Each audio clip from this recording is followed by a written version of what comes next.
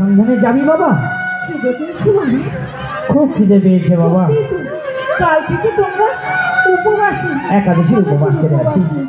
জল ফল দরকারই তো, ঠিক আছে, কিন্তু এখানে জল তো নেই।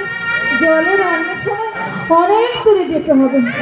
ফল তো আমি এনেছি বাবা। ফল এনেছিস? কই, আমরা তো চোখে দেখি না বাবা। কিছু মনে করিস নে বাবা, আমরা মনে করি ফল আর আহরণ করা হয়নি। ও, দুটো ফল?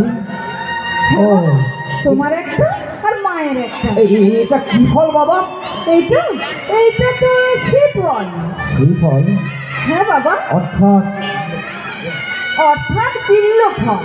ও, বেল, যেটা বেল ফল বলে, তাই তো বাবা? বেল, বাবা বাবা। একাদশীর পালনে একটু জল সেবা নিয়ে তারপর আমরা এই ফলটা সেবা নেবো বাবা। তুই একটু জল এনে দিতে পারিস বাবা? তুই পয়সা কণ্ঠগত প্রাণ জানা বাবা। তোর বেশি দূরে যাস না বাবা, যদি অসুবিধা হয় তাহলে চলে আসবি, জল না পাস না পাবি। আমিও তাই বলছি বাবা, বেশি দূরে যাস নি, কাছে কাছে যদি না জল পাস তাড়াতাড়ি ফিরে আসবি বাবা। হ্যাঁ, জল আমার সংগ্রহ করতেই হবে।